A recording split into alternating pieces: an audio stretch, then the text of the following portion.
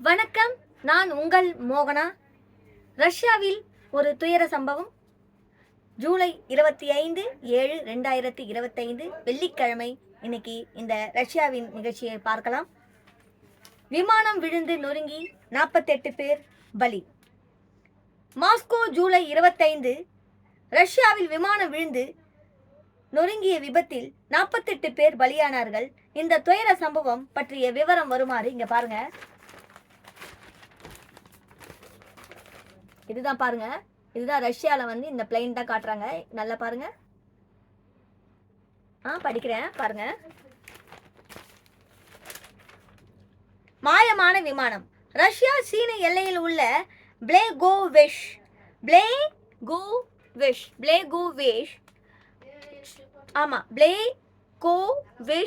Gents நகரில் இருந்து தீண்டா நகருக்கு அங்கார ஏர்லைன்ஸ் நிறுவனத்தின் AN-24 ரக சிறிய விமானம் நேற்று புறப்பட்டது. அந்த விமானத்தில் 5 குழந்தைகள் உள்பட 43 பயணிகள் மற்றும் விமான பயணியாளர்கள் என 48 பேர் இருந்தனர். சீனாவின் எல்லை அருகே உள்ள அமூர் பகுதியில் விமானம் பறந்து கொண்டு இருந்தபோது ரோடரின் கண்காணிப்பில் இருந்து அந்த விமானம் மாயமானது. அத்துடன் அதன் தகவல் தொடர்பும் துண்டிக்கப்பட்டது. மலைப்பகுதியில் நொறுங்கி கிடந்தது. இதை அடுத்து மாயமான அந்த விமானத்தை தேடும் பணியை ரஷ்ய பேரிடர் மீட்பு குழுவினர் தொடங்கினர். மீட்பு குழுவுக்கு சொந்தமான ஹெலிகாப்டர் இதற்காக பயன்படுத்தப்பட்டது. தீண்டா நகரில் இருந்து 15 கிலோமீட்டர் தொலைவுக்கு தெற்கே மலைப்பகுதியில் மரங்களுக்கிடையே ஏதோ தீப்பிடித்து எரிந்ததை பார்த்த மீட்பு குழுவினர் ஹெலிகாப்டரில் அந்த பகுதிக்கு சென்று பார்த்தனர். அப்போது அந்த விமானம் மலைப்பகுதியில் விழுந்து நொறுங்கி கிடந்தது. தெரிய வந்தது. அதன் பாகங்கள் மலைப்பகுதியில் அங்கங்கே சிதறி கிடந்தன. 48 பேரும் பலி. அந்த பகுதி முழுவதும் கரும் புகை. அந்த விமானம் வந்து நொறுங்கின உடனே அந்த இடத்துல வந்த கரும் புகை சூழ்ந்து இருந்ததால் அதன் அருகே மீட்பு குழுவினர் செல்வதற்கு சற்று கடினமாக இருந்தது. மீட்பு குழுவினர்கள் செல்வதற்கு சற்று அந்த புகையால ரொம்ப கடினமாச்சு. இந்த விபத்து நடந்த பகுதியில் யாரேனும் படுகாயங்களுடன் தப்பி இருக்கிறார்களா என்று மீட்பு குழுவினர்கள் தேடினர். அந்த பகுதியில் யாராவது ரொம்ப காயம்பட்டு ஏதாவது செதறி இருக்கிறாங்களான்னு சொல்லிட்டு அந்த மீட்பில் இருக்கிறவங்க பார்க்கும்போது இந்த கோர விபத்தில் விமானத்தில் பயணித்த 48 பேரும் உயிரிழந்ததாகவும் யாரும் பிழைத்திருக்க வாய்ப்பு இல்லை என்றும் ரஷ்ய நாட்டின் பேரிடர் தெரிவித்துள்ளது. இந்த இடத்துல யாரும் காயமும் படலை, ஒன்றும் படலை. 48 பேருமே உயிரிழந்துட்டாங்கன்னு சொல்லிட்டு ரொம்ப ஒரு கவலையா இது ரொம்ப கவலை. இது அந்த 48 பேருடைய உயிர்கள், அவர்களுடைய குடும்பங்கள் ஒன்னா போயிருக்காங்களா, இல்ல புள்ள குழந்தை, வீட்டுக்காரு, கணவர், அப்பா, அம்மா அந்த மாதிரிலாம் இருப்பாங்க இல்லையா, அவங்க எல்லாரும் போயிருக்காங்களா, என்ன ஏது, அந்த குடும்பத்துக்கு எப்படியெல்லாம் நம்ம அந்த 48 பேருடைய குடும்பங்கள் எப்படி பாதிச்சிருக்கோம் பாருங்க. அந்த பகுதியில் நிலவிய கடுமையான வானிலை காரணமாக இந்த விபத்து நடந்திருக்கலாம் என்றும் தகவல்கள் தெரிவிக்கின்றன. அதே நேரம் அந்த விமானம் அவசரமாக தரையிறங்க முயன்ற போது விபத்தில் சிக்கி இருக்கலாம் என்று கூறப்படுகிறது. அவசரமாக அந்த தரையை அவங்க இறக்க பார்த்திருக்காங்க. அந்த இறக்க பார்த்திருக்கும் போது அவங்க முயன்ற போது விபத்தில் சிக்கி இருக்கலாம் என்று கூறப்படுகிறது. ஆனால் ஆபத்து ஒன்று, அப்படி இல்லை என்றால் விபத்துக்கான காரணம் என்ன என்பது பற்றிய உறுதியான தகவல் இதுவரை தெரியவில்லை.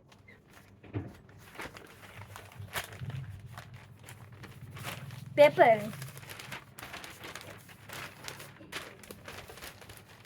பாருங்க.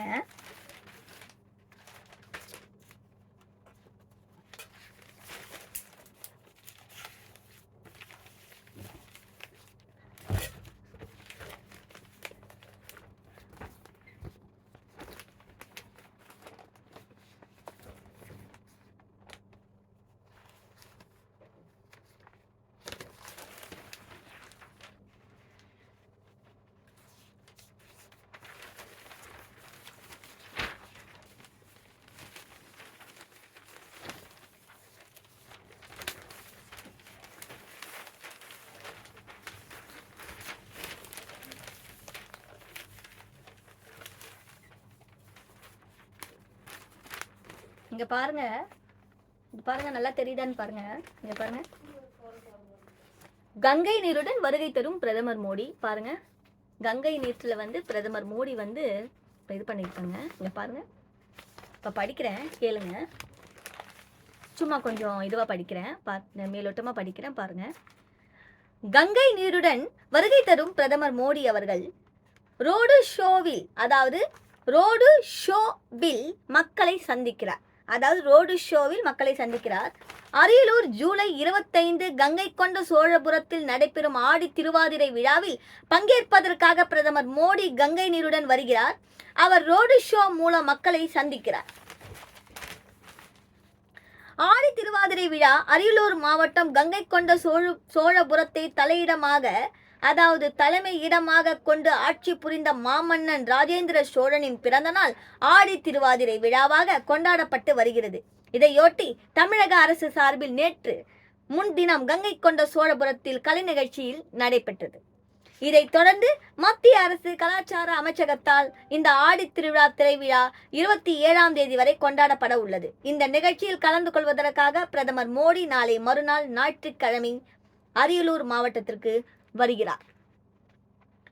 முன்னதாக பிரதமர் மோடி நாளை சனிக்கிழமை இரவு 7:50 மணிக்கு தூத்துக்குடி விமான நிலையத்தில் வருகிறார். அங்கு இரவு 8:30 மணிக்கு முதல் 9:30 மணி வரை நடைபெறும் நிகழ்ச்சியில் தூத்துக்குடி விமான நிலையத்தின் புதிய முனையம் மற்றும் முடிவுற்ற திட்ட பணிகளை தொடங்கி வைத்துவிட்டு அங்கிருந்து விமானத்தில் புறப்பட்டார்.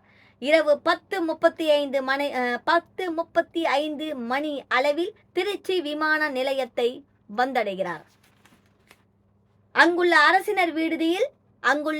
அரசினர் விடுதியில் இரவில் தங்கி ஓய்வெடுக்கிறார். மறுநாள் காலை 11 மணிக்கு ஹெலிகாப்டரில் புறப்பட்டு சுமார் 12 மணி அளவில் கங்கை கொண்ட சோழபுரத்திற்கு வருகிறார். இதைத் தொடர்ந்து அங்கு ரோட் ஷோ நடைபெறுகிறது. இதில் பிரதமர் மோடி நடந்து சென்று மக்களை சந்திக்கிறார். அதாவது ரோடு ஷோவில் போய், அதாவது ரோட்லேயே போயிட்டு அவங்க வந்து அவர் சந்திக்கிறாங்க, மோடி சந்திக்கிறார் எல்லாரையும். அப்போது ஜனதா நிர்வாகிகள் சார்பிலும் பொதுமக்கள் சார்பிலும் பிரதமருக்கு உற்சாக வரவேற்பு அளிக்கப்படுகிறது. இதையடுத்து பிரதமர் மோடி பிரகதீஸ்வரர் கோவிலுக்கு வருகிறார். அதாவது பிரகதீஸ்வரர் கோவிலுக்கு மோடி வந்து வருகிறார். அங்கு 50 ஊதுவார்கள் மூலம் திருவாசக பாராயணம் செய்யப்படுகிறது. 50 ஓதுவார்கள் மூலம் திருவாசகம் பிரயாணம் செய்யப்படுகிறது. பின்னர் பிரதமர் மோடி வாரணாசியில் இருந்து கொண்டு வரும் கங்கை நீரை கொண்டு பிரகதீஸ்வரருக்கு அபிஷேகம் நடைபெற உள்ளது. சாமி தரிசனம் செய்யும் பிரதமர் மோடி பின்னர் 3 நிமிடங்கள் கோவிலில் அமர்ந்து தியானம் செய்ய உள்ளதாக கூறப்படுகிறது. இதையடுத்து கோவிலில் சிற்பங்களையும் தொல்லியத்துறை சார்பில் அமைக்கப்படும் புகைப்பட கண்காட்சிகளையும் பார்வையிடுகிறார். இதைத் தொடர்ந்து அங்கு நடைபெறும் விழாவில் ராஜராஜேந்திர சோழன் நினைவு நாணயத்தை, அந்த காலத்துலங்க ராஜராஜேந்திர சோழர் மன்னர் இதெல்லாம் வந்து ரொம்ப பிரபலமா இருந்தது, அதையும் இப்பயே கொண்டு வராங்க. சோழன் நாணயத்தை பிரதமர் மோடி வெளியிடுகிறார். பின்னர் இசையமைப்பாளர் இளையராஜாவின் இசை நிகழ்ச்சி நடைபெறுகிறது. அதாவது இளையராஜா சாருடைய பாட்டுனா, ஐயாவுடைய பாட்டுனா அப்படியே தூங்கும் போதும் கேட்கலாம், ஆட்டோ ஓட்டுறவங்களும் கேட்கலாம், பைக்கில் போகும்போது அதை காதில் ஹெட்ஃபோன் வச்சுட்டும் கேட்கலாம், சும்மா டிவி பார்த்துட்டு இருக்கும்போது கூட அந்த இளையராஜா சார் பாட்டு வந்து அவ்வளோ வந்து ஒரு மோகன் சார் பாட்டெல்லாம் வந்து அவ்வளோ நல்லா இருக்கும். ஒரு இளையராஜா சார் பாட்டுனா ரொம்ப சூப்பர். வந்து எஸ்பிபி சார், இளையராஜா சார், சித்ராமா இவங்கெல்லாம் பாடினாங்கன்னா, மனோ சார், அது வந்து அப்புறம் இமான் சார், இவங்கெல்லாம் வந்து அந்த பாடும்போது அந்த தேன் இனிக்கும். இளையராஜா சாருக்கு அப்புறம் இவங்கெல்லாம் வந்து ஒரு நிறைய பேர் பாட்டு பாடுறவங்க இருக்காங்க. எங்கேயோ அந்த பாட்டெல்லாம் வந்து பாடுறதுக்காகவே கடவுள் வந்து இவங்களையெல்லாம் வந்து அமைத்திருக்கிறார். இவர்கள்லாம் வந்து கடவுளுடைய பிள்ளைகள். இவங்கெல்லாம் வந்து கடவுளுக்கு கொடுத்த வரம் அப்படின்னு தான் நம்ம சொல்லலாம். இளையராஜா சார் அவருடைய இசை நிகழ்ச்சி நடைபெறுகிறது. மதியம் சுமார் 1:30 மணி அளவில் கோவில் இருந்து பிரதமர் மோடி ஹெலிகாப்டரில் புறப்பட்டு திருச்சிக்கு செல்கிறார். அங்கிருந்து 2:30 மணி அளவில் விமானம் மூலம் டெல்லிக்கு அவர் வந்து திருப்பி வந்து முடிச்சுட்டு 2:30 மணிக்கெல்லாம் அவர் வந்து டெல்லிக்கு புறப்படுறார். இதுதாங்க வந்து இன்னைக்கு வந்து இந்த நியூஸுடைய விவரம்.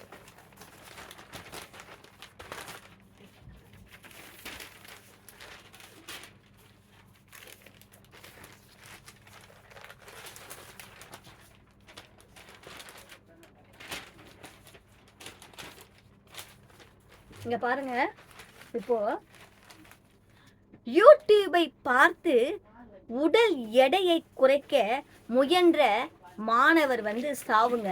இங்க பாருங்க, யூடியூபை பார்த்து யூடியூபை பார்த்து வந்து இந்த மாணவரை பாருங்க எப்படி இருக்காங்க. நல்ல சின்ன பையன், எவ்வளோ சின்ன பையனா இருக்கான்.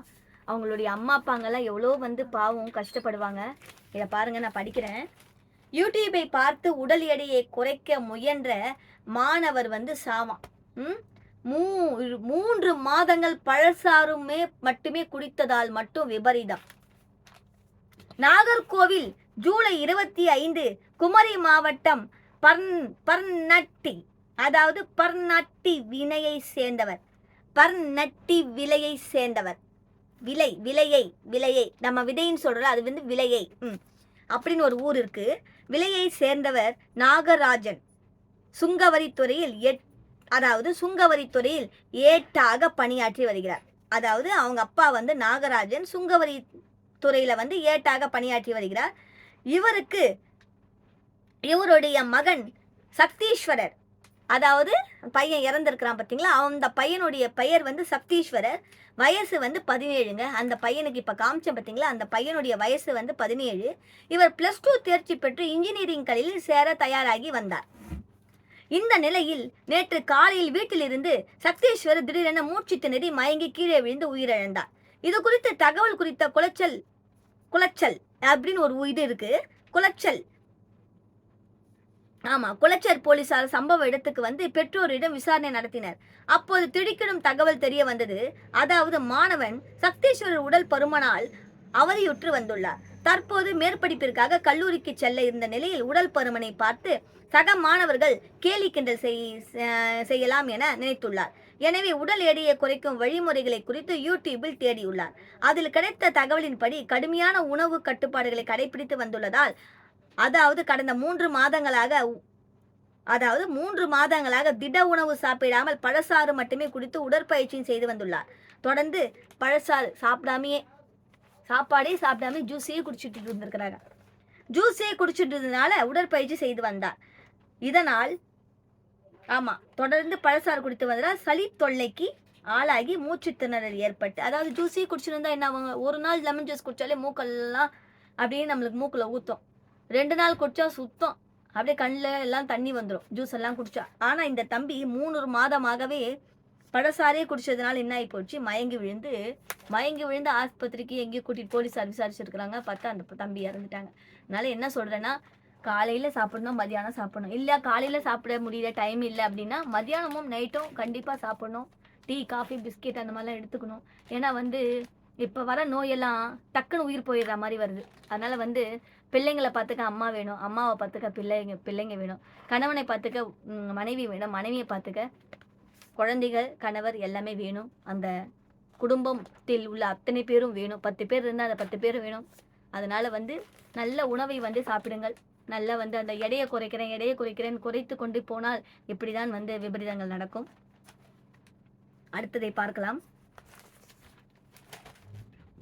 காரில் கடத்தி அடுத்த வீடியோவை பார்க்கலாம். காரில் கடத்தி திமுக பிரமுகர் படுகொலை, 5 பேரை பிடித்து விசாரணை. திண்டுக்கல் ஜூலை, மறுபடியும் நான் சொல்றேன் பாருங்க, கொஞ்சம் சின்ன ஒரு இடையூறு இருந்தது. இங்க பாருங்க, பார்த்துக்கோங்க. காரில் கடத்தி திமுக